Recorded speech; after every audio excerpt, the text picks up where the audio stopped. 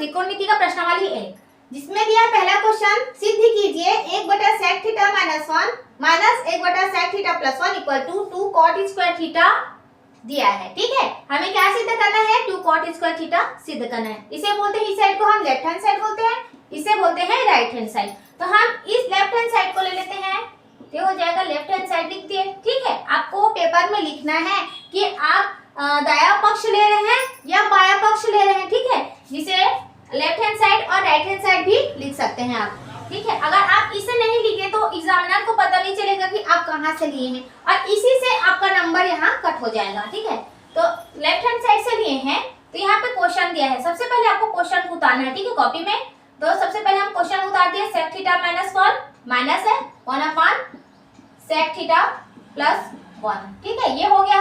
अब देखिए यहाँ से एक नियम होता है कि किसी भी संख्या को माइनस में है और बटा में है तो 1/2 है। ठीक है, माइनस में है 3/4। तो आप इसे कैसे हल करेंगे? सेम इसी प्रोसेस को यहाँ पे करना है। तो देखिए इसे कैसे करेंगे, हम तिर्यक गुणा करेंगे और नीचे वाली संख्याओं का आपस में गुणा करेंगे।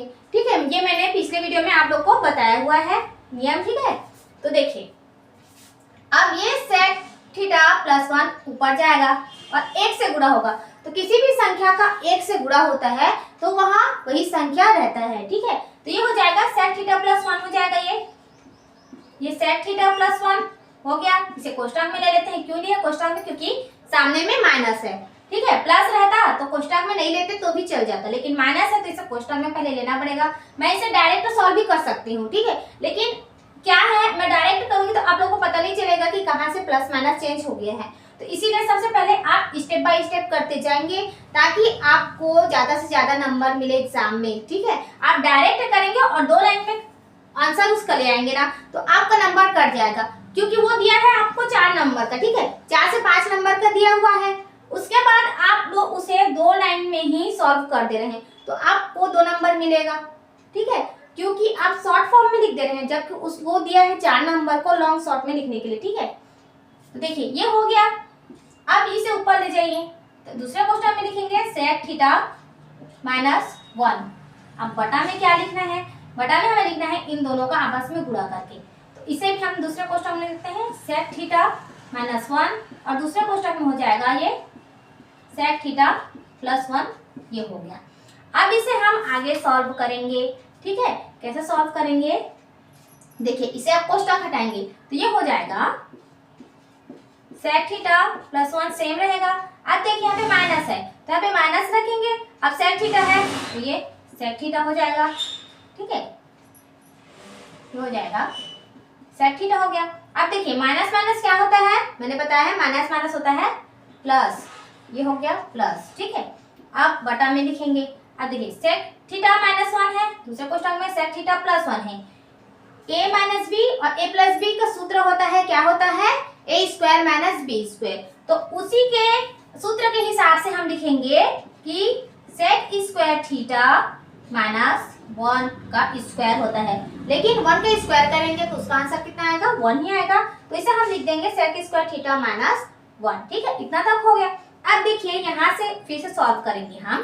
तो देखिए sec थीटा प्लस 1 है। ठीक है, माइनस sec थीटा प्लस 1 है। तो यहाँ पे क्या है? यहाँ पे कुछ नहीं, मतलब यहाँ पे sec थीटा में प्लस है तो ये प्लस sec थीटा और माइनस sec थीटा आपस में कट जाएंगे। ठीक है, तो इसे काट देंगे हम। तो अगला स्टेप में हम लोग लिखने वाले हैं, यहाँ देखिए अगला स्टेप में हम लोग लिखेंगे कि ये हो गया 2। ठीक है, 2 हो गया। क्यों हुआ?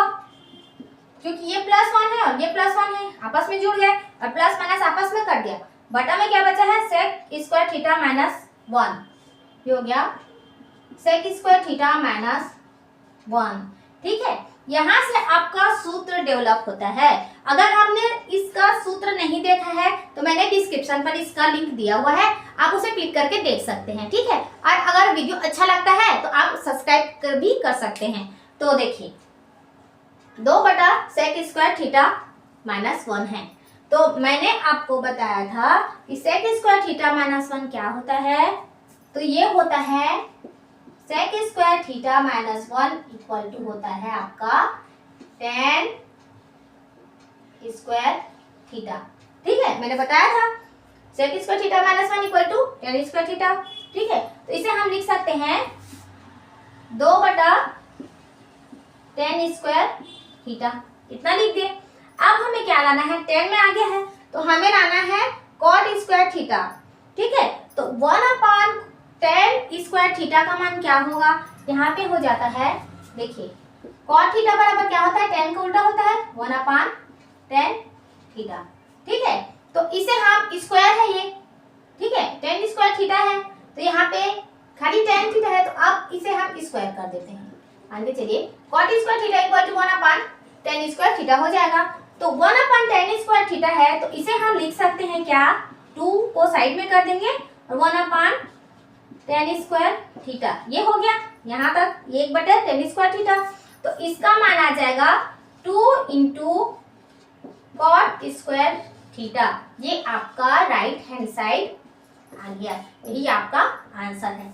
देखिए आपको इसे सॉल्व करके सीधा आपको सूत्र यहाँ पे अप्लाई करना होता है, इसमें और कुछ नहीं है। अगर आपको सूत्र आता है तो आपको ये सॉल्व करना बहुत ही आसान हो जाएगा। और जो कि 10 एग्जाम में इसमें से 2 क्वेश्चन पूछता ही है और वो भी 4 से 5 नंबर तक का क्वेश्चन आता है। तो आपको इसी लॉन्ग फॉर्म में ही इसे आंसर लाना है, आपको शॉर्ट फॉर्म में नहीं लाना है। तो चलिए बढ़ते हैं हम दूसरे क्वेश्चन की ओर।